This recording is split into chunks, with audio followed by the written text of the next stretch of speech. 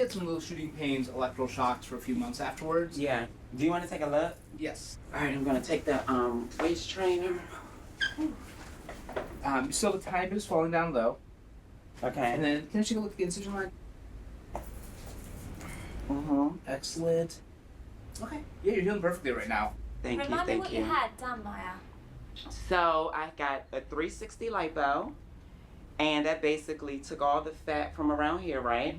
And he gave me a little sculpting to shape it. We really want to create a nice curve to give that kind of lower back curve, and then Absolutely. the waistline curve, and then the breast, and so that way It looks fantastic. yeah, we want to really feminize the body shape. And That's what the I goal feel of like I need, organization. because I feel like I got love handles. Maya, And maybe if like I could get Yeah. the surgery to make like what do you the say? kind of I see a beautiful woman. Like, the extra being a transgender of my woman, love you handles grow go up with down the into my body head. of a male. And you look in the mirror every day and you're like, okay, I feel like this on the inside, but my body looks like a guy. But I see a woman, I don't see a guy. And however much detail you're sort of happy to offer up, when you first saw your vagina, you must have just been, that must have been euphoric. Or what was it like? So let me be honest with you. You're making assumptions, Yeah. So, okay, so I'm going to be honest in this, that when you first get the surgery done, it's a hot mess. Oh. It's very raw and it's bloody and, you know, stitches are hanging out. And I was like, oh my gosh, what did I do? I was like, what the fuck is this? But as it starts to heal, it starts to shape and it starts to form and it starts to function. You'll have to forgive my ignorance, but is it true that a penis can become a clitoris? Part of a clitoris? Yes. We use a portion of the glans penis, which is the head, and it has all the nerves going to it. So when you kind of create a new clitoris, you have the same ability to orgasm. And I'd say most of my patients say they orgasm better after surgery than before. You know, a lot of people go and get surgery to make their penis into a clit. Make their clitoris into a How clit. many of your patients are trans women, trans men from the trans community? So from the trans community, probably about 60% of my practice is trans women, trans men, and non-binary patients. I do probably about 600 surgeries a year. Oh, 600 for years, transgenders there was a nowhere year. to go. I mean, I feel like that's kind of, it's interesting though, Self-mutilation. you know. But But what do you think that God's purpose was to, you know, for this to happen? It's pretty So horrific. if you would have remained exactly who you were, People were what going was to God's purpose for you? You will never know, That's outrageous. you know, because I've actually never that's heard how that. humans do. They That's go and they put their hands on other people and they figure out solutions to problems that may not been a problem, but could have been a blessing. But it's hard for us to tell, you know, if it's a blessing or not, because we're like, oh, this isn't normal. But guess what? Back then, we didn't know what was normal. That's my first time seeing that. Yeah. So that's like a little Absolutely true. ouch thing I can't inside. really Wow. truly But understand yeah, it's just what it must be it's like. hard, like undergo we surgery don't know.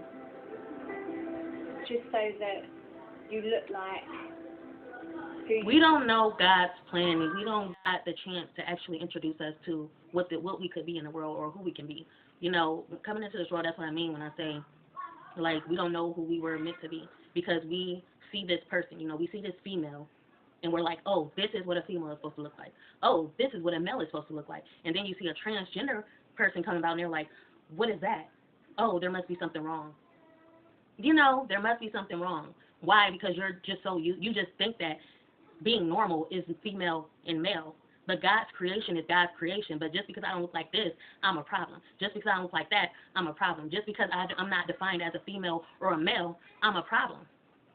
But we never had the chance to actually give ourselves a chance. You know, just because they feel like they don't fit in and they are different, that makes them, we project these feelings onto them. You know, we make them feel insecure about who they are. We make them feel as though they don't belong because, oh, you know, a woman has a chest, a woman has a vagina. But what if a woman also was, you know, instead of being defined as transgender, maybe, you know, this was a unisexual person that God created just the way they are. You know, this is my creation. That I want this one to be female and male, and see what the outcome may be. But I can never see the outcome of my creation because it's been tampered with. You know, so you never get to see the full journey or the full, you know, God never get a chance to pursue, you know, and see the outcome of your creation when someone else is always picking at it and telling it that something is wrong, telling you that something is wrong when in fact nothing may have been wrong.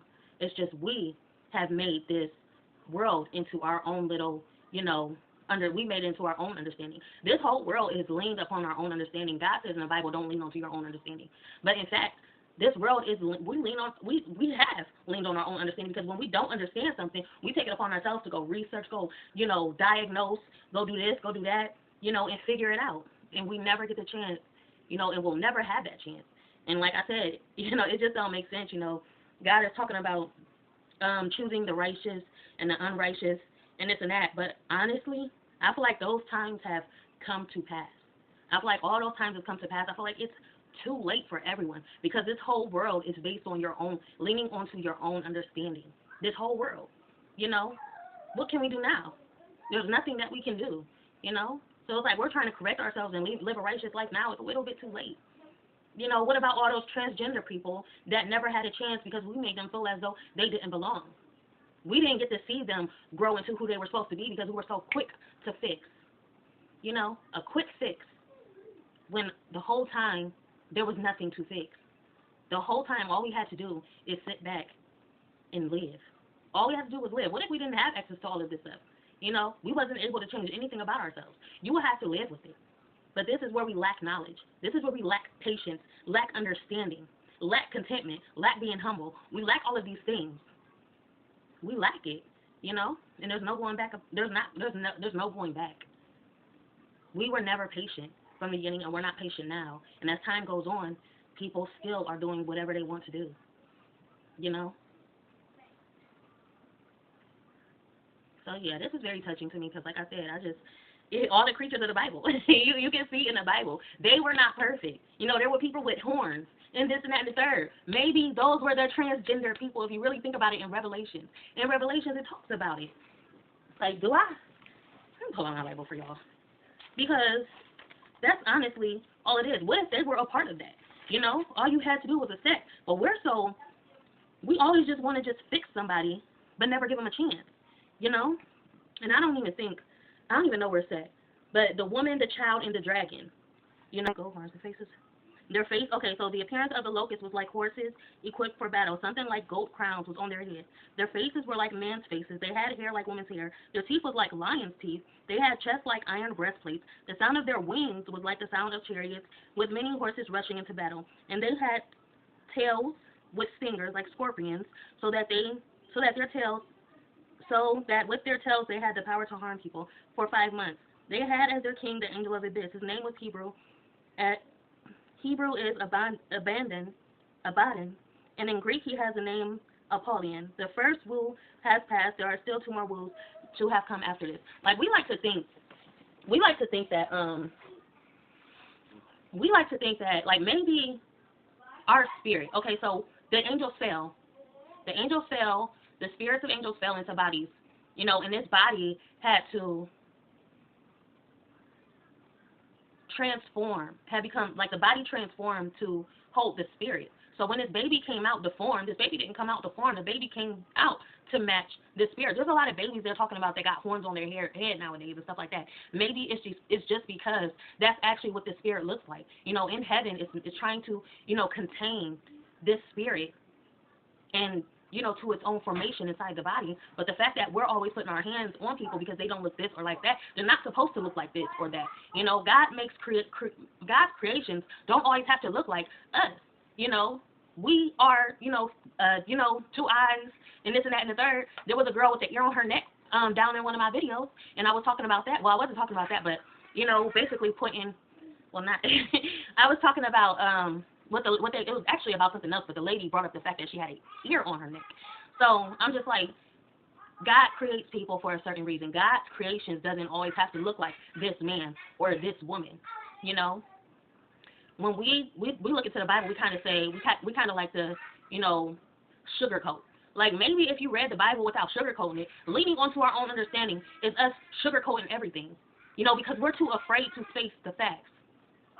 We're reading the Bible and we're just like, speaking in parables? What if it wasn't actually, sometimes God does speak in parables. Sometimes those parables are actually, actuality.